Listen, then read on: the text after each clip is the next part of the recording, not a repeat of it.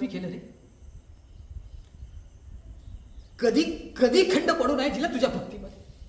आणि आज आज जेव्हा माझ्यावरती वेळ आली तेव्हा तू निद्रेस्त झालास. अरे लोक बोलतात पाषाणाचा चालता बोलता देव तो पाषाणाचाच देव. तू त्यास सिद्ध केलंस. नाही नाही जागलास तू माझ्या भक्तीला. तुला नाही आली दया. का वागलास? का निष्ठुर आणि कठोर झालास? तुझ्याकडून ही अपेक्षा नव्हती. शेवटी दगडाचाच देव तू ना.